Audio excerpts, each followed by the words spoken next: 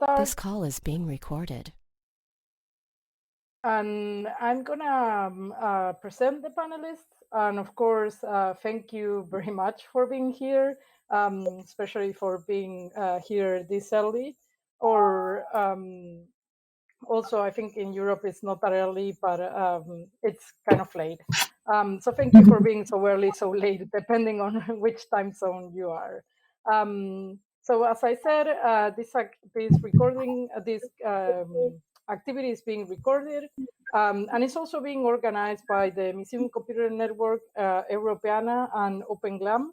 A short reminder that the call for proposals for the Museum Computer Network Conference is open, and I know that Margaret is here, and she will be sharing some information about that and about the special interest group on IP.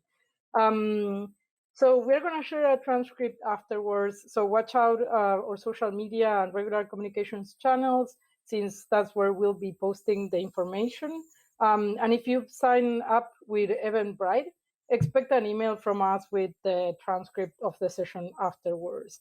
Of course, the idea of this panel is also to allow for questions and doubts that you might have, that you might want to explore with the panelists. So please, if you have a question, we'll be monitoring the side chat. And so that way we can pick up the questions that you can make to the panelists. Or if you want to bring examples or share whatever you feel appropriate. You can also jump in with your mic, but it's easier if you just say hand on the side channel and we can give you some way. And now I'm going to go ahead and introduce the panelists that are with us today, and thank you again. We have Mika Shi Conway. She's the Associate General Counsel at the She Paul Getty Trust. And she's also an open access proponent and copyright and tax geek. I love that description of copyright geek. I think this call is full of copyright geeks. We also have with us Ann Yang. She's the Director of Legal Affairs and Intellectual Property at Newsfields. And she's also the editor of Rights and Reproductions, the Handbook for Cultural Institutions, second edition. And I personally think that more of that in the handbook, it should be called the Bible for cultural institutions. And we also have Alexandra Strelichowska. I hope I pronounced that correctly. She's the senior online marketing specialist at the collections engagement team at the Europeana Foundation. So thanks again for being here with us today. And we have prepared some questions just as an icebreaker for starting the conversation. And basically, the first question that we have around this social media, especially with so many institutions now engaging online, is what are the policies that guide the usage of media for your social media accounts? I don't know who wants to start on this one. Maybe Alexandra? Yeah, so for us, the situation is a bit special in the way that we are giving access to content from different institutions across Europe. And of course, there are different laws. All the stuff was digitized in different ways. But luckily, each of the records on our site has licensing information. So we know exactly how they can be used and how. And specifically for social media platforms, we have a short set of guidelines. It's a very short document, 4 pages long, but includes enough of information. And according to this document, what we share on social media is content that is freely reusable, which means public domain, CC0, CC BY. CC BY SA, I know if maybe can be under discussion. Then content which is with an NC component cannot be shared on social platforms because it's in conflict with terms and conditions of those platforms. I think we'll discuss much more about this later because it's interesting and it's complicated. And then for content with a no reuse statement, we seek individual permission, but because it's hard, try to stick to the open content.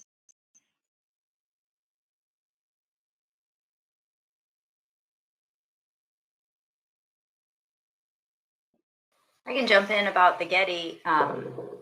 We have a pretty robust social media program. I'm hoping that our head of digital content strategy is going to be in the audience and can correct me if I misspeak. But we have, we're not just the Getty Museum. We have got the Research Institute, Conservation Institute Foundation, and everyone's got their own different social media accounts, and some of the programs have multiple ones on different platforms. But it's definitely a designated job function. Only certain staff are allowed to manage those social media accounts, and we try to put an overall brand wrapper around it. We have a policy for creating new accounts. Our social media policy has really just focused on, keeping personal and private, or sort of personal and professional activities separate on one hand, and then just guidelines about content, tone, following copyright. Our social media isn't just, we're not just posting content from the collections, but other kinds of content. But we definitely, if the collections material, the GLAM collections material are in copyright, we do it only if we have a license or if we have a good fair use case. Otherwise, it's a lot of public domain material. And then also as a private foundation, content-wise, we've got to steer clear of certain political and lobbying activities. Yeah, I can echo a lot of that for Newfields, that it's very similar in our efforts. Any of our posting to social media is broadly governed by our intellectual property policy, as well as our social media policy, which institutes a lot of the same, that, we only have certain staff within our marketing and communications team that are authorized to be developing the content for our different social media channels. And we have, guidelines as far as, creating any new accounts and what that looks like for the branding and the Newfields voice. And of course, following all copyright laws, licensing on many occasions, or looking to where we already have broad non-exclusive licensing agreements with different artists and works in our collection. But also then working, to see where we do have the opportunity for a good fair use utilization, or otherwise, we are looking at, maintaining those relationships either with donors or artists or their estates, and often, looking at, seeking permissions, and that can make a difference as well in looking at that with, are these just regular posts on a social media account, or is it a post that we're looking at that is going to be a paid post and promotional in more capacity, and going to be more promoted on the different channels as well.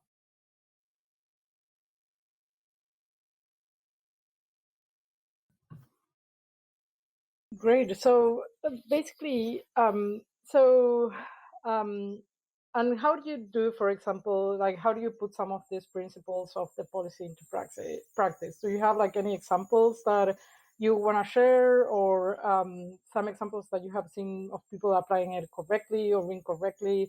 I know that for a lot of people, it's complicated to do attribution on social media. And so I would be curious to know, how do you handle specifically that part? So yeah, attribution is always the thing that we're fighting, I find, with my team, because it can take up valuable character space, but especially if it is ever a post where we are going to rely in some way on fair use, including that attribution is another way that helps strengthen our stance for fair use. So really pushing of what are shortened captions and credit lines that we can include where, you know, we're pulling things out like artist nationality, life dates, materials, and things like that that can make credit lines longer. But then also recognizing that we also have some works that, you know, just even the donor credit line is 3 miles long. So working with them on, you know, where there can be the main text and then the subsequent credit lines follow. Twitter tends to be the hardest in that. So it's a lot of working with reply tweets and creating that chain. But the social media team that we have and our marketing communications have become very good at including that information and knowing that whether we're reliant on, you know, often if it's something that we are working with a license, that is a requirement of that license, having that information, or for fair use, helping to support that, you know, having that attribution be present.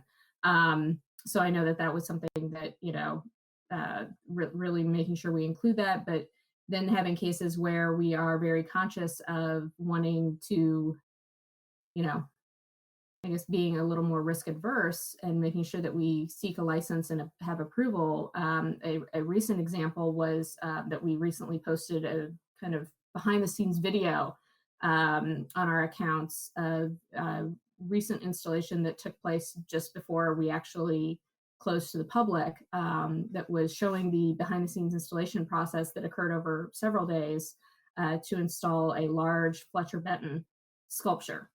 And being conscious that not only were we showing a work that's under copyright, but also, you know, we were showing a little bit of the inside the golf ball here, that, you know, showing how this piece was in multiple pieces and how it all comes together and gets installed and put together, and being conscious of his wishes for the representations of his work prior to his passing last year, but then which has been carried on by his studio and his estate.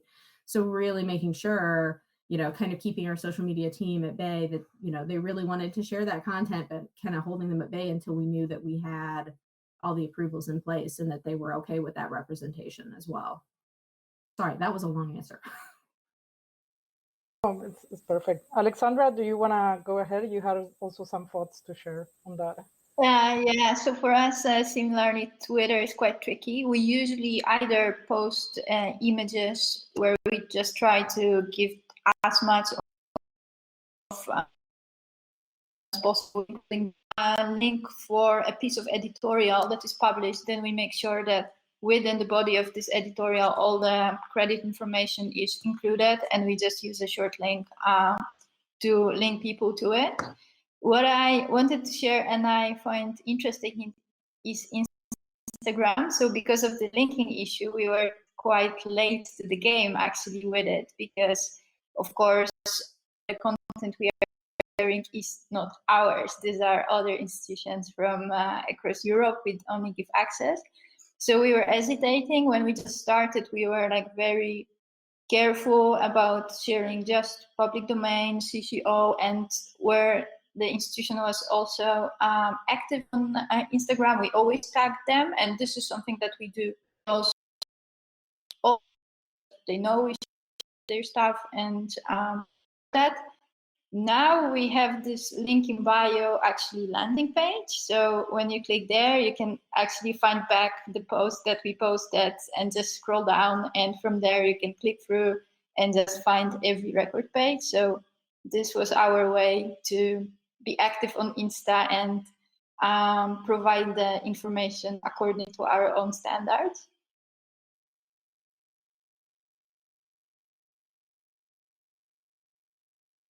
I would echo a lot of what Anne said, and I would welcome if Annalisa, my colleague who is on the call, wants to jump in either on the phone or in the comments.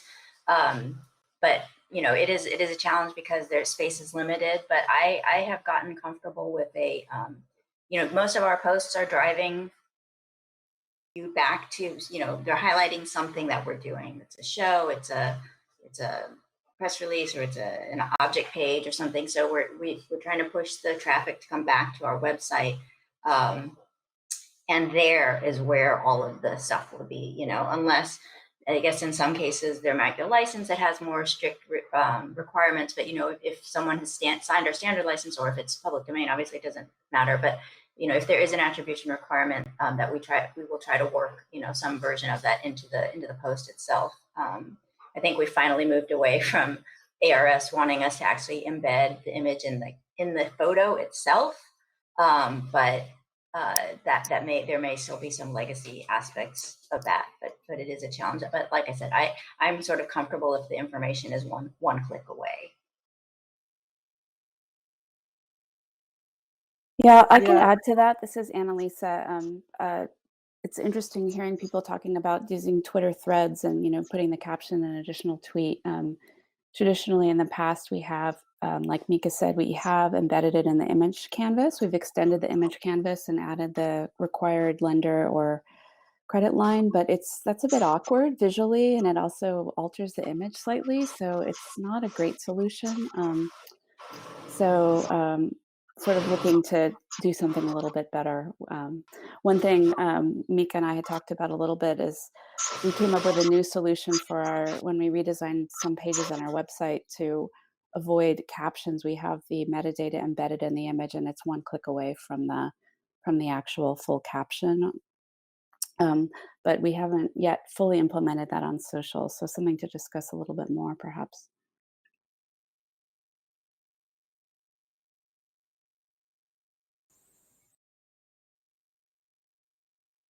Great. We have someone already asking a question here, so I'll just go ahead and read it out loud.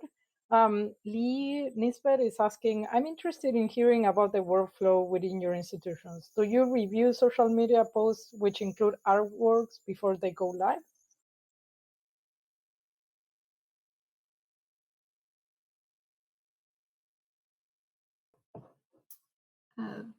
Not necessarily every single one. And that's where we've done a lot of recurrent training and with our marketing and communications team, and developing like our social media policy and having things in place that we have a pretty good amount of trust in them and what they're drafting and putting out. And usually if they're embarking on a broad new campaign or effort or something that kind of really deviates in some way from anything that we've done in the past, usually they'll reach out just to double check and say, hey, are we completely off base on this one, or is this something that we would be okay in following what our standard procedures are?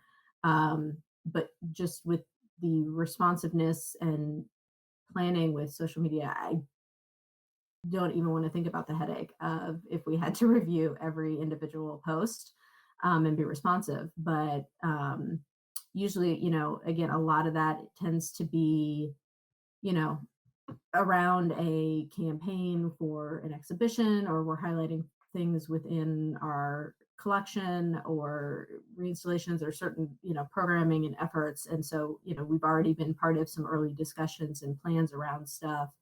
Or with special exhibitions, we already have a pre-approved set of imagery that can be utilized around that, that was done months before those social media efforts are actually being done. So, but yeah, don't even want to think about reviewing all of the individual ones.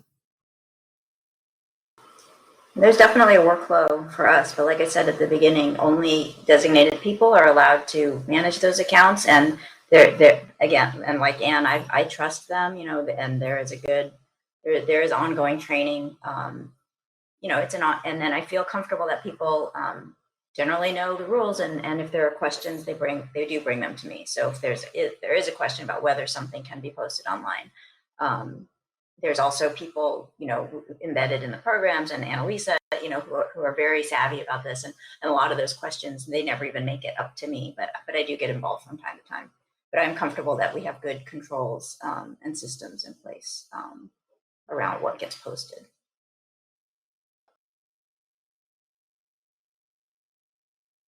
So from the point of view of a person posting, I have freedom to decide, and of course following the guidelines, it's not checked on a daily basis, because it would be just impossible. do within our team, which is responsible for creating editorials on social media. We make sure that, for example, within a blog, we always try to have an image that's open, that we know that I quickly can just pick up and use on social media without like major searching. So this is something that helps a lot, and thanks to my colleagues who are also here. Now, about like specific campaigns, I would always ask what you think, but because sometimes when there are like pieces of content that, for example, change the license and I didn't notice, they are like, hey, can you take a look? I think there is something wrong there. So in general, on a daily basis, no, but we try to keep each other informed and control our more tricky cases. Great. I think, Alexandra, I think your audio is breaking up a bit. Whenever you talk, I don't know if that's the situation for everyone, but at least I'm like receiving it a little bit bad. So I don't want to tell you like to turn your video off, but maybe that will help with your interventions, because I feel it's breaking up a little bit. So what about, I know that we have other questions. Yeah, so it's breaking up a bit. I know we have other questions here, but I want to make sure that we actually answer this one, because I think it's important, and all of you have already signaled it as important. And we received a question earlier about this, which is about the terms of use or service or conditions of social media. What are the things that you should be considering when posting content to social media in relationship with their terms of use and or service and conditions? Well, you should read them.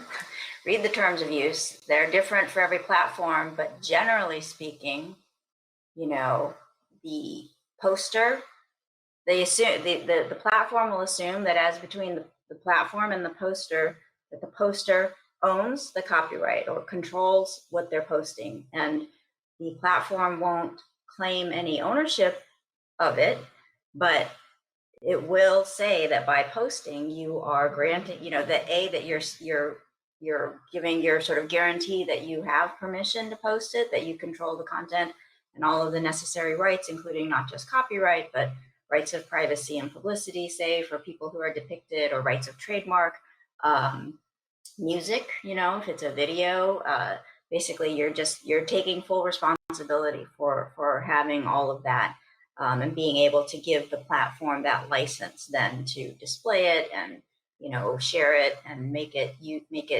know, do whatever they're going to do with it within the functionality of the platform. So for us, it does really limit, and as Alexandra said at the beginning, you know, those terms, that's a very broad license, and that means you can't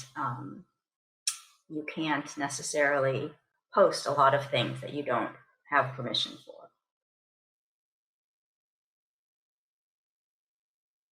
So it is very restrictive, you know.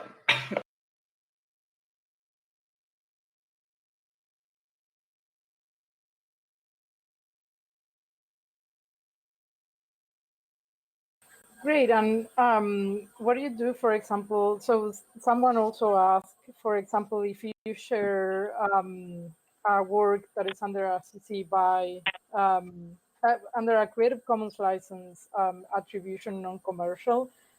For example, what happens with the terms and conditions of the social media? How do the license and the terms of service interact in these cases?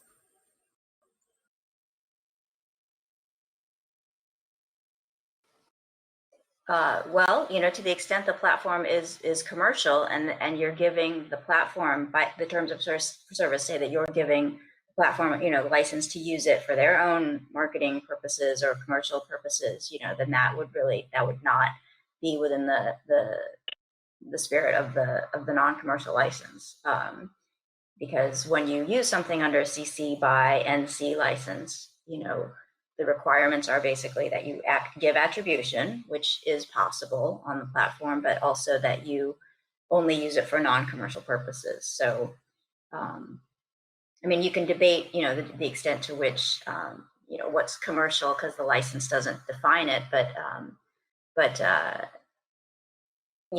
there's room for interpretation. But I think, the conservative view would be that posting on a social media site like Twitter would be granting, if not itself a commercial act, granting a license to others to use it for commercial purposes. And that would not be consistent with the license.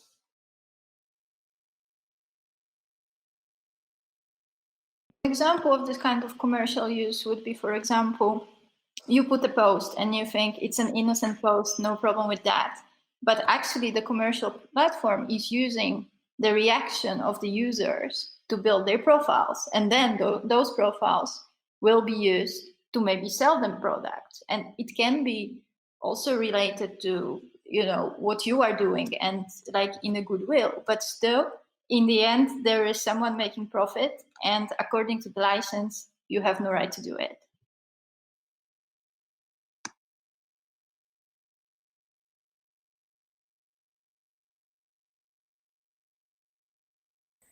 Great, and I know Sarah Pearson was here. I saw her somewhere, so maybe if she wants to intervene on that later on.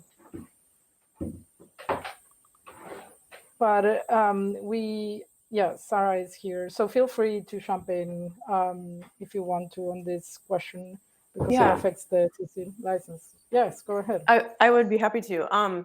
So several years ago, Creative Commons spent quite a bit of time doing analysis of terms of service of different platforms on this issue. And so I read many different, more terms of service than I would like to admit. I guess one thing that we came away, or a takeaway that I came away with after that analysis, we ended up talking to legal counsel at Twitter and other platforms. I'd have to look back to see exactly which ones we did speak with. But I will note that we never spoke to in-house counsel that had that very literal and strict interpretation of the terms of service there so almost every set of terms requires that you either own the copyright or have the rights to use it. And we found that generally speaking, like I said, no one came out saying that would mean that you have to, that you wouldn't be able to upload CC licensed content that you don't own. The NC interpretation is interesting to me as well. I mean, I think to the extent there's any issue, it's that it's an issue for the platform, because if anyone's commercializing it's the platform. And I think you'd be really hard pressed to find that the uploader is somehow on the hook for the platform's commercialization of that content. Like I said, I guess I've never heard a platform itself make that argument.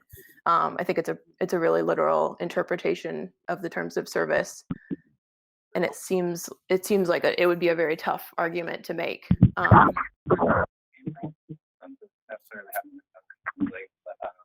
Maybe somebody else is trying to jump in. So anyway, that's all I would add, is that from Creative Commons perspective, we tend to think about it as like you either own the copyright or you have the right to use it under a CC license. CC licenses don't allow sublicensing, so it's not that the uploader is granting a license to the platform. The platform is just arguably using it under the license.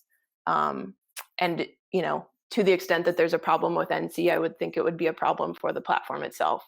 But I also understand that you could read it, you could interpret it, that the uploader would be on the hook for it. But I've never actually heard that argument being made by a platform. So that's all I'd add. Thanks, Sarah. We also have a question from the public that I'm going to read now because I think it's important. And also, I'm pretty sure you have all great examples here. So Shadeen Yang, I hope that I'm pronouncing your name correctly, is asking, what directives have you given your marketing teams about what can and cannot be used on social media? And my institution, there's no way for I guess it's marketing and communications, to see which objects have copyright restrictions, and they also don't have access to the image assets. So our collections IP team has to play a larger role. Is anyone else dealing with a similar obstacle, or are you using products as, for example, DAMs to circumvent this issue?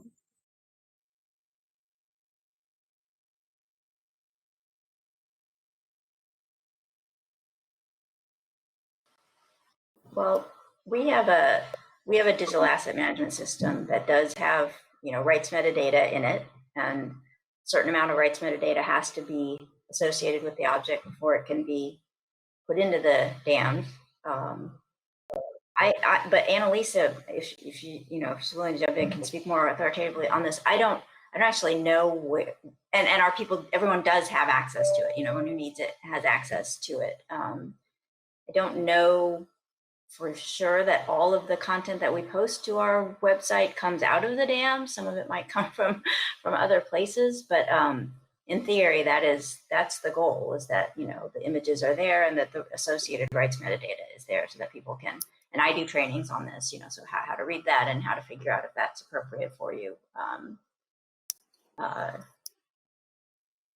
yeah, that is a problem if people posting to social media don't have access to the information about the rights status. That seems like a big gap. Yeah, I can add just on the workflow side, how on the social media side, yeah, we're really lucky to have this really well implemented DAMs that has support from the IT side, but also even more importantly, support from the rights and reproduction side. So this is particularly true with our the Getty Museum rights manager, Sherry Chen. So she's extremely detail oriented, and she puts in extensive information about everything. If it's restricted from download very often, and she would need to unlock the asset on a one-on-one basis. There's also different fields for rights that we're like Mika said, that she trains us to read and understand.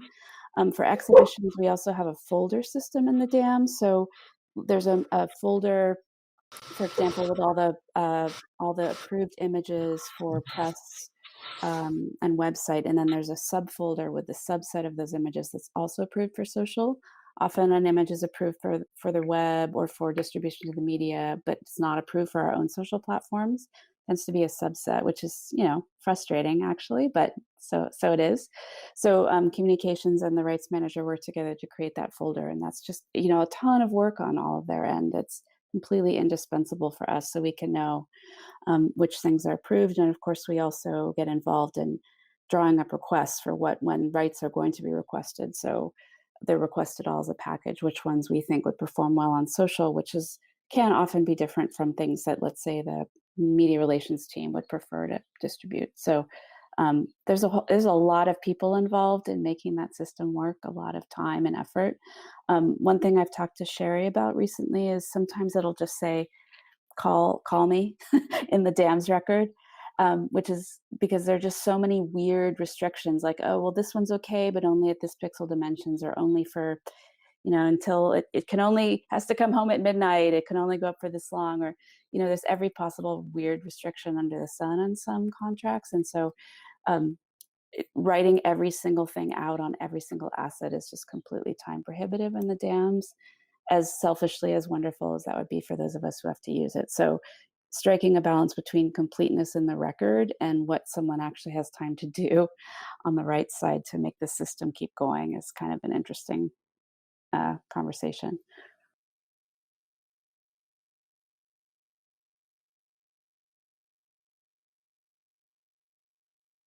Anne, you wanted to add something on that? Yeah, go ahead. Yeah. So we have, very similar. We've got an extensive digital asset management system that we have rights metadata in, and that's you know, my department working on adding that information and getting that and doing trainings with staff so they understand how to interpret that, read it. And, you know, our marketing communications team have access to that so they can get to what they need. But we also have, you know, prior to implementing that, it was a lot more hands-on and helping inform them and really, you know, also acknowledging the fact that there is a lot of work that goes into that rights research and rights management and sharing that information, and that there can be other things that aside from just copyright that we need to consider in any given image, where we could have something from perhaps when the work was acquired, that there's contractual restrictions to a use that need to be considered, or there could be, you know, issues of privacy or publicity or something that come up that we also need to layer in and think about. That is, you know, harder to communicate and have all of that input. But then we also very extensively for special exhibitions, often where perhaps bringing in loans and things that are not in our collection, we try not to necessarily input a lot of that additional content into our dams, just because it's not ours, and we are, you know, licensing that and bringing it in for specific use or either an exhibition or an event or a program, and that'll be bringing a lot of it in.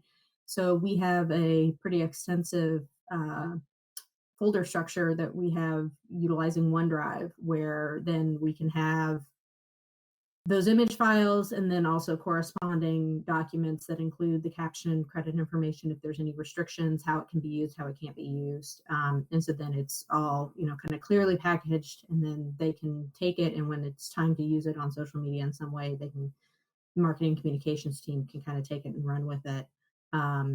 But yeah, it's a lot of work.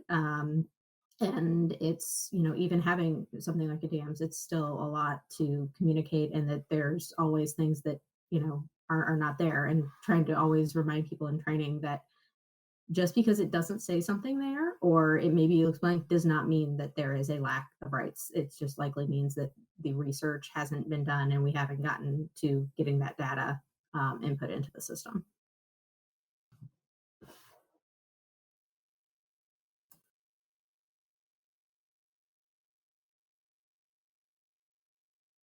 On the website should be okay to use for my team and to put on social media. So there is a team called Data Partner Services, and they make sure that all the content incoming is in good quality, correctly licensed, and according to our publishing framework. But for us to post on the website, we actually use the website.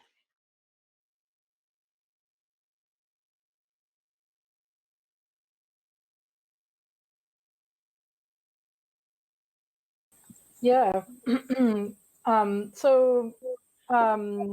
I know that like most of your museums, like especially, well, we have seen the Getty, but also Europeana have done a lot of engagement strategies with the artworks that are in the public domain. And we sort of know that social distancing is here to stay in a way. And at the very least, until the whole situation with COVID get some sort of resolution. And so we know that several museums are now considering to invest more in their digital engagement strategies. So I have a question for all of you, and I would also love to know the opinion of Alexandra on this, because they have been doing several contests like Get It Up in the past. So what does exactly these digital engagement strategies mean for the legal department and for the social media guidelines that you have in general? How would this new investment on these strategies push the conversation for reuse, for social media strategies, for fair use, etc.?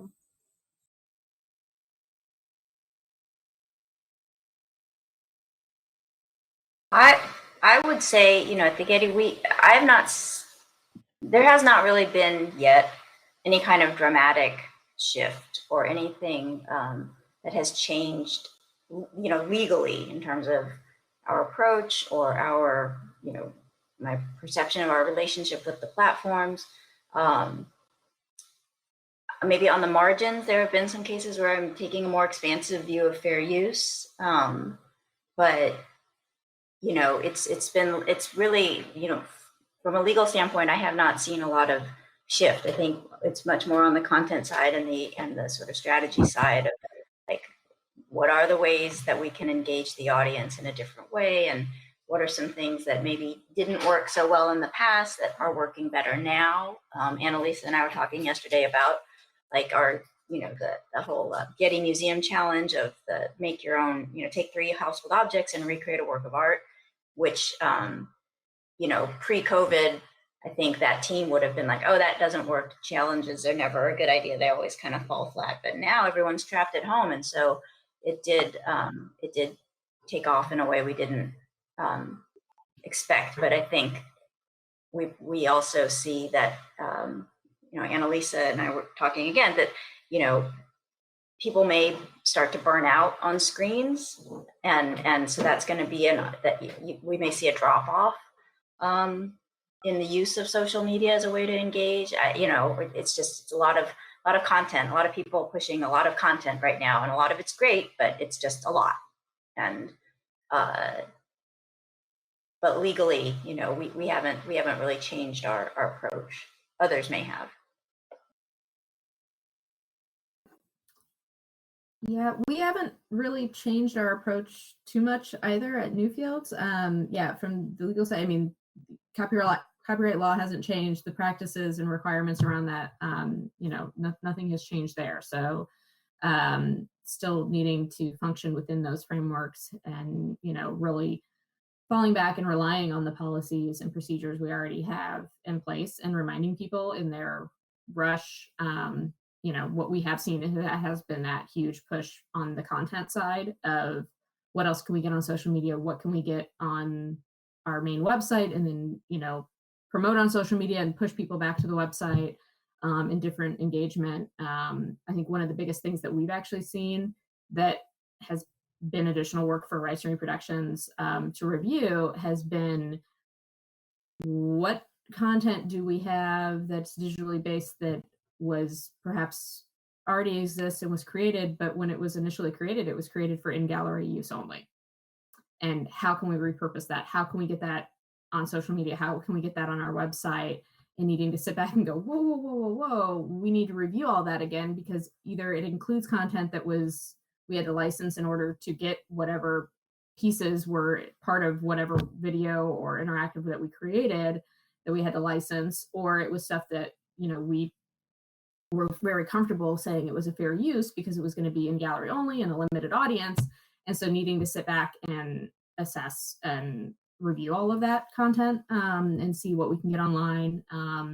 In some cases, you know, we have some things that we've been working on where, you know, we have very good relationships with some of the rights holders or different artists or photographers that it was, okay, I think that they will understand what we're wanting to do here. And I doubt that they would charge us a licensing fee, but I just want to make sure that they're okay with changing this use, that, you know, we had something that was very particular for in gallery only. And what does this look like now, putting this online in some capacity? But yeah, so it's not so much that any of the processes have changed, you know, the legal requirements or anything have changed, but on the content side, and then seeing what has that meant for an increase in just some different workload and having to revisit past work for just different applications and uses.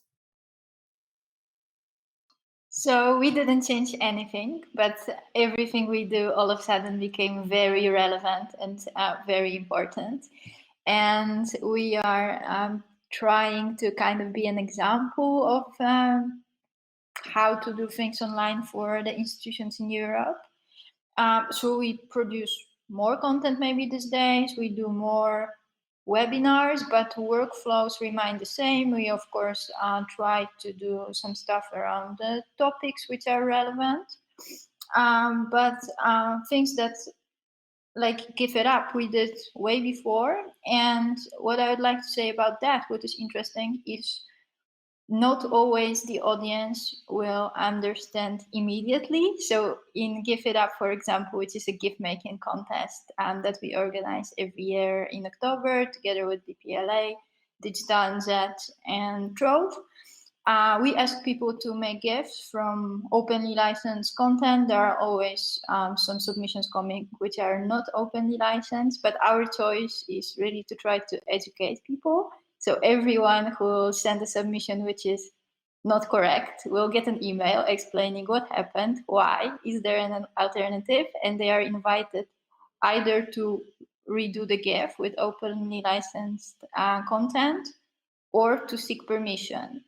So I think this should be also an element you think about it when you do activities that actually, will you reject something that is incorrect if you have like a contest or a challenge? How will you deal with that?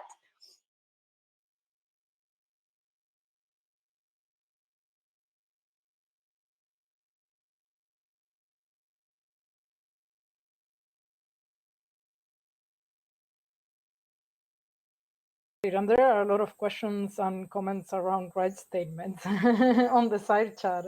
So there's quite a lot of interest on right statements. So maybe that's like something to consider for our next webinar.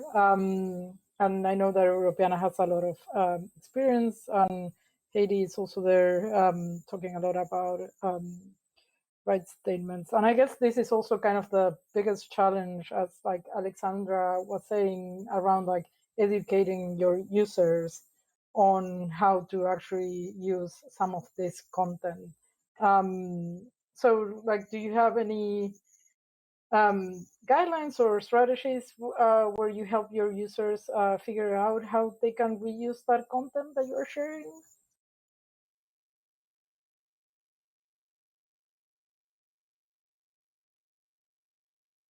At the Getty, we started our open content program back in 2013. And at the time we decided, this was before I joined the Getty and my predecessor in the legal counsel's role, the Getty decided to, sort of create a sort of custom set of terms of use and put a lot of content on the website about open content and what you could do with it, and basically anything you want.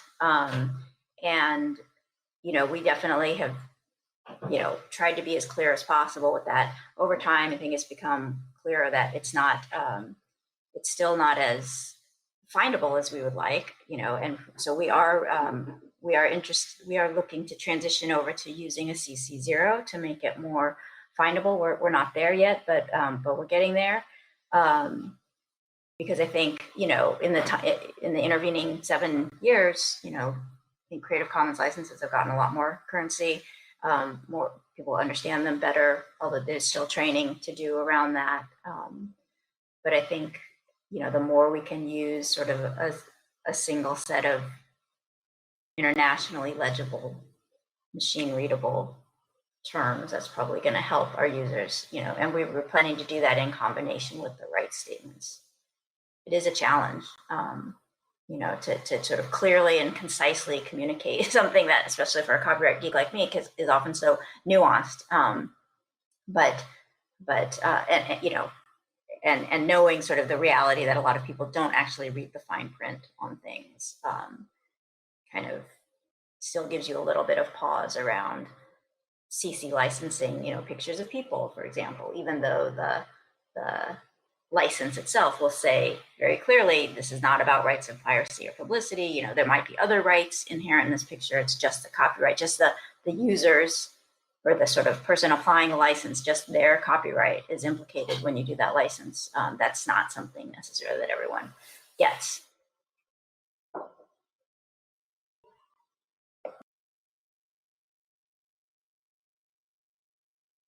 Yes, and I guess that like your comment on like other rights that are not necessarily copyrighted, like takes me to one of the other questions that we have prepared for today that I think it's worth briefly exploring. What is that it's also related to the challenge that the Getty did. That is like, what are the other things that people might want to consider with the social media strategies and engagements that make user-generated content that might have other rights underlying that are not necessarily IP rights. For example, privacy issues. How do you deal with those? Well, I would say with the Getty Museum Challenge, you know, people were posting that stuff themselves. Again, we don't know necessarily that everyone who's in one of those, but that it was themselves. You know, they might have been posting pictures of other people, but again, it goes back to those terms of use. You know, when the user's posting to the platform, they are taking the responsibility for saying that they've got the permissions, and simply by posting it, assuming you're posting a picture of yourself, you know, if your profile's public, you know, you're publishing it, and sort of really obviating privacy concerns, at least, you know, for yourself, assuming everyone in the picture is knows they're in the picture and they're okay with it being shared like that.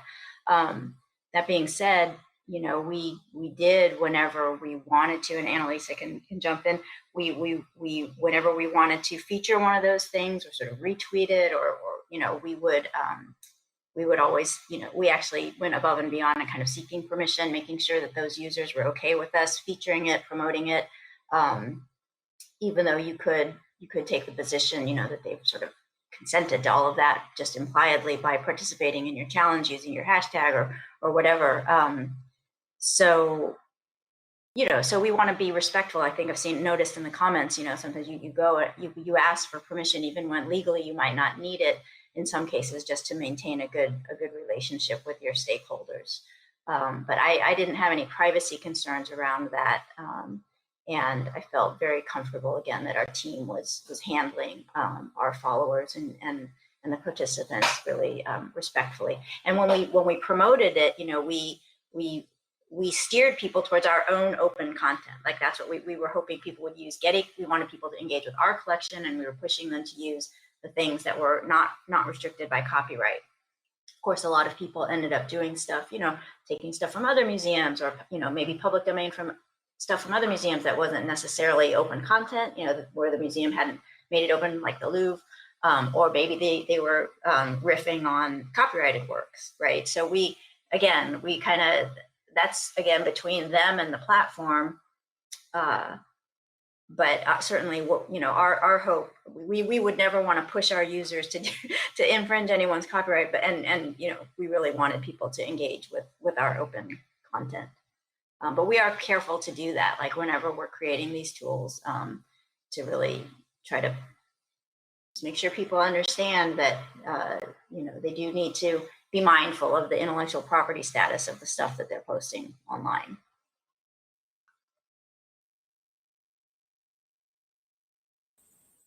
Great. And we have some questions here on the side chat, and we don't have a lot of time left. We only have 7 minutes more left.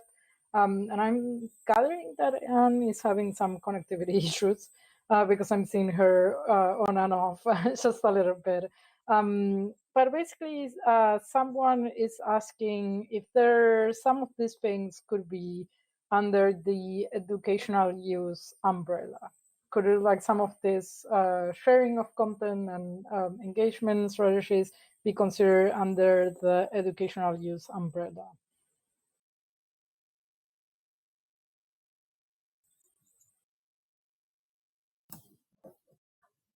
Okay, I will attempt to answer this, and hopefully I stay connected here.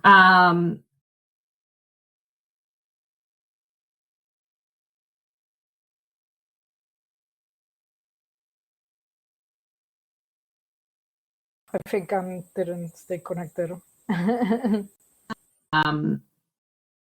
It's, you know, often, you know, so in the United States, you have things like the Teach Act, but if you, even though a lot of the activities of a museum or a library might be very similar to those and would be activities and things that would fall under the Teach Act for remote learning and things, it can be tricky, because if you're not actually part of a university or a school setting, then, you know, it's really stretching that and having that interpretation.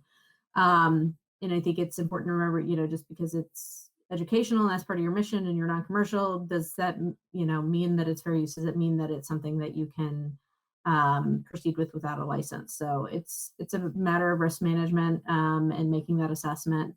I know this really came up recently for us, wanting to look at taking programming we have for children that typically is on site and in person and reading children's stories and going, what does this look like if we want to turn this into a Facebook or Instagram Live series to have this engagement for with children for to the museum, and if we read a book live, what is that? Well, that's a public performance, and we need a license there. And so, you know, really assessing what books are we using, and looking at, you know, some publishers have granted broad licenses right now, given the current situation, to allow public performances in these readings, but very specifically with it needs to be something that's not fully recorded. It's not something that is posted on YouTube or on your website and fully available, that it needs to be a short one-time Instagram or Facebook Live type event where it will be deleted after a certain period of time.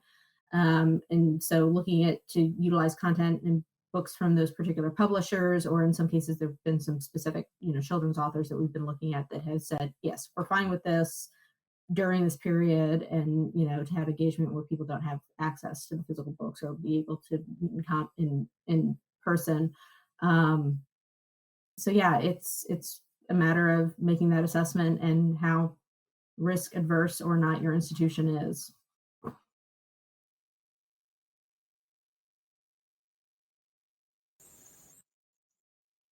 Great. So we only have 3 minutes left. I want to give space if anyone has a question that you would like to ask to Alexandra, Mika, or is there anything else you would like to ask them? That hasn't been responded. Or any final comments that Mika or Alexandra want to share? I want to say that you know, there's a lot of talk in the air around, you know, what does the pandemic mean for copyright, and, you know, should we be making more exceptions? And you may have been following the sort of thing about the Internet Archive and the National Emergency Library, and the sort of back and forth between the publishers and Internet Archive. And I do want to caution, and also remember there was a question that arose on the last call that you did, sort of about, you know, exhibition ID, online exhibitions that could maybe be done now that, you know, we're all stuck at home.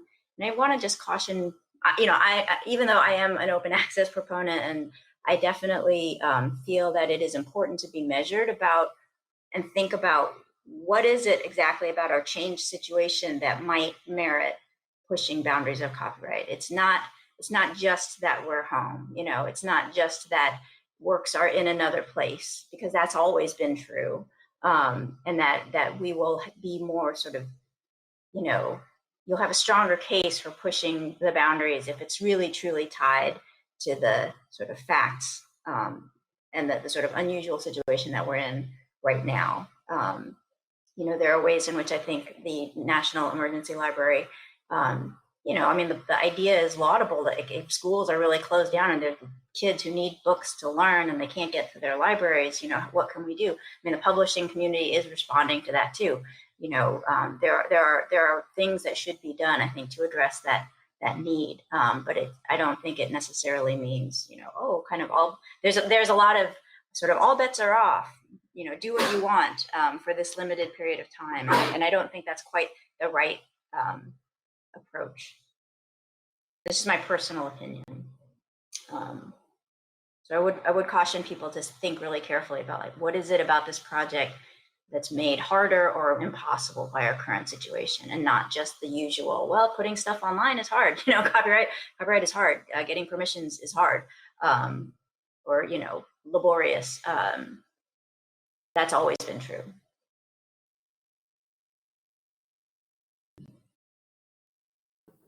Yeah, I definitely a +1 on that, Mika. That is absolutely true. And that, you know, while we are in this situation and things that, you know, at the end of the day, while there might be, pushing some bounds and wanting to think about this, to proceed cautiously, because the laws themselves have not changed.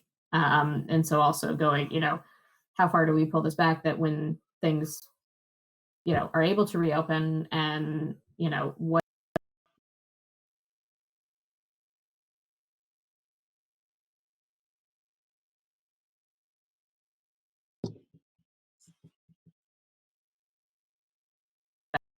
policies and procedures in place, and doing those risk assessments, and looking at everything from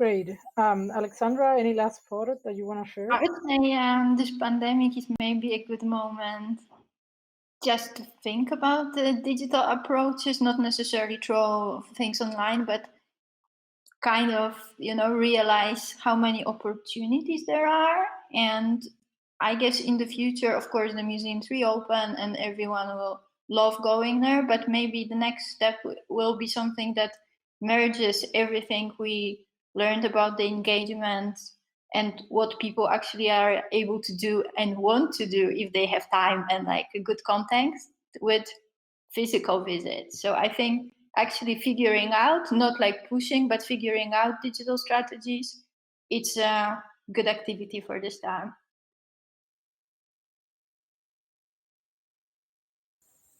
Great. So we are already 2 minutes from our finish time, and unfortunately, Anne dropped from the call. So I'll have to send her an email saying thank you. But I want to thank you again, Mika, Alexandra, and Anne, for joining us today. I think this has been great. And I think that everyone here agrees that you did a great job in answering some of these questions. And please, I know that Ariadna and Margaret were sharing their links to join either the special interest group at the MCN or the copyright community in Europeana. And please join there. We are going to continue having these conversations. Look out for social medias or different social media channels to know when the next one is going to be held. And we definitely took note of having some sort of webinar around rights statements. And again, thank you. And we'll make the transcript available. Thanks for joining. Thank you. Bye. Thank you.